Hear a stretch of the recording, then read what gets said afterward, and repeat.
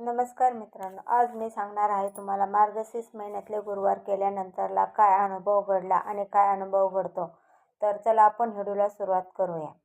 मार्गशीर्ष महिना हा सुरू झाल्याच्या नंतरला सर्व बायका, पुरुष आणि कुमारिका या मार्गशीर्ष महिन्यातले गुरुवार 4 गुरुवार ते पूर्ण करण्यास 4 किंवा 5 गुरुवार पडतात, तेव्हा ते उत्सुकाने देवाची पूजा करतात आणि पूजा मांडून उपासना करतात.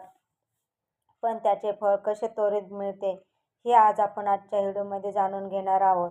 तर चला आपण याचे फळ कसे गुरुवारचे फळ कसे भेटतात ते बघूया. खरोखरी पुण्यामध्ये घडलेली घटना आहे. एक म्हातारी आजी होती. तिला सांभाळ करणारा कोणीही नव्हता.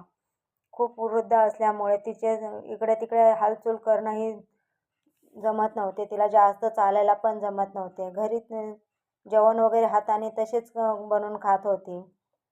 पण तिला मार्गशीर्ष महिन्यातले गुरुवार दरवर्षी ती धरत होती.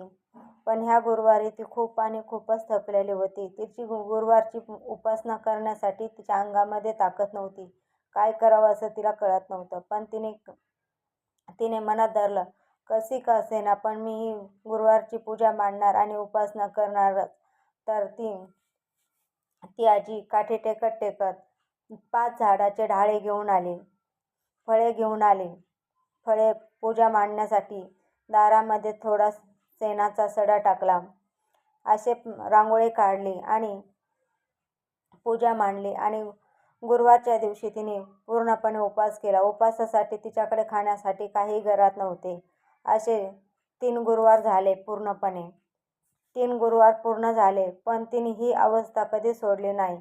ती बोलली, आता देवी लक्ष्मी माता, तूच आहेस आता माझा सांभाळ करणारा. आता माझ्याकडे येतं कोणीही नाही माझा सांभाळ करण्यासाठी, आता तूच आहेस. पण त्या वृद्ध आजीने ती पूजा पूर्णपणे केली. पुस्तक वाचले. तिलाच पुस्तक वाचायला जमत नव्हतं, तर शेजारच्या लहान मुलीकडून तिने पुस्तक वाचून घेतले आणि मनोभावे देवीची पूजा केली. देवीची पूजा केल्याच्या नंतरला तिला असा काही चमत्कार घडला की ती हादरून पूर्णपणे आश्चर्यचकित झाली आणि तिचं पूर्णपणे अंगातला असा थरकाप वगैरे निघून गेला आणि पूर्णपणे ती चालायला लागली. एकदम बरी झाली. आणि एक तिच्यापाशी एक छोटीशी लहान बालिका आली आणि ती बोलली, आजी तुम्हाला काय हवंय सांगा मला. तेव्हा आजी बोलल्या, मला काही नको बाळा, मला फक्त देवीची पूजा करायची आहे. देवीची पूजा पाठ करायचा आहे. तेव्हा ती बोलते, बस एवढंच ना, तर मग मी आहे, कशाला तुम्ही घाबरता. तेव्हा ती कुमारिका देवीची पूजा वगैरे मांडती. फळे वगैरे पूर्ण रांगोळी वगैरे काढून दारात देते. ते झाल्याच्या नंतरला थोड्या वेळाने ती कुमारिका इकडे तिकडे पाहताच गायब होऊन जाते. तेव्हा परत थोड्या वेळाने आजीला तहान लागते, पण पाणीही घरात नसतं. तेव्हा परत ती कुमारिका आजीकडे येते. बोलते, आजी काय झालं आहे, तुम्ही एवढं असे का बसला. ते बोलते, बाळा मला पाणी प्यायचं आहे, पण पाणी नाही आहे घरामध्ये.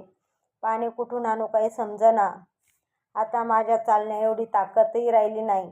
आज उपवास आहे माझा गुरुवारचा. तेव्हा ती कुमारिका बोलते, बस एवढंच ना, मी आणून देते तुम्हाला पाणी, नका टेन्शन घेऊ. ती कुमारिका परत आजीला पाणी घेऊन येते. आणि ती कुमारिका दुसरं तिसरं कोणी नसून ती साक्षात महालक्ष्मी असते. नंतरला 4 गुरुवार पूर्ण झाल्याच्या नंतरला आजीला घरामध्ये पूर्ण वस्तू भेटतात. पाणी, सर्व काही. झोपडी हे एकदम पूर्णपणे असं सिमेंटाच्या घराची बनवलेली असते. पूर्ण माळी बनते त्या झोपडीची. आणि आजीला पूर्ण सगळं नोकर चाकर त्या घरामध्ये पूर्ण भेटतात. तेव्हा आजी बोलते, हे मी तर झोपडीत राहत होते, पण आज माझ्यासोबत एवढं कसा अचानक चमत्कार घडला. तेव्हा ती कुमारिका येते आणि बोलते, आजी तुम्ही महालक्ष्मीचे गुरुवार धरले ना, मार्गशीर्ष महिन्यातले गुरुवार केले ना तुम्ही. ते बोलते, हो बाळा केले मी गुरुवार. तर त्याचंच फळ आज तुम्हाला हे लक्ष्मीने दिलं आहे.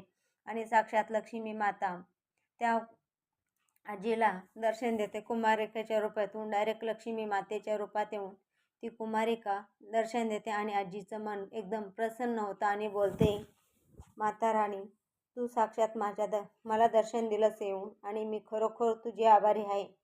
आता माझ्याकडे कुठलं काही अपेक्षा नाही राहिली माझी तुझ्याकडून. बस आता तुम्हाला एवढं काय दिलंस, एवढी धनदौलत दिलीस, पण आता या धनदौलतीचं काय करणार मी? माझ्याकडे आता कोणी नाही धनदौलत सांभाळण्यासाठी.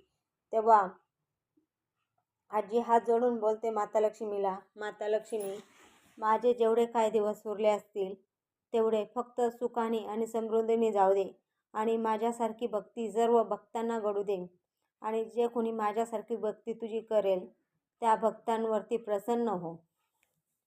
एवढीच इच्छा आहे माझी देवी लक्ष्मी माता. असं बोलून आजी देवीला नमस्कार करतात आणि बोलतात, माता लक्ष्मी, आता माझे डोळे झाकावं एवढीच इच्छा आहे तुमच्या चरणी आणि सर्वांना सुखरूप ठेवावं.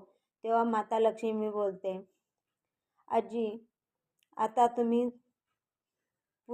तुमच्यावर पूर्णपणे प्रसन्न आहे, त्यामुळे तुम्ही काळजी करू नका. तुमचं सर्व इथून पुढचा विषय एकदम सुखात जाईल आणि स्वतःहून मी तुमची सेवा करेल. तेव्हा ती आजी देवीच्या पायाशी चरणी लोटांगण घेते आणि बोलते, मी धन्य झाले माता, मी धन्य झाले. तुमची कृपा माझ्यावर अशीच असू द्या. आणि मित्रांनो, असेच जर व्हिडिओ पाहण्यासाठी तुम्हाला लाईक, कमेंट, शेअर चॅनलला करा आणि नक्की सबस्क्राईबर करायला विसरू नका. असे जर व्हिडिओ पाहिजे असेल तर आणि ज्यांना लक्ष्मीचा अनुभव असेल ते नक्कीच व्हिडिओला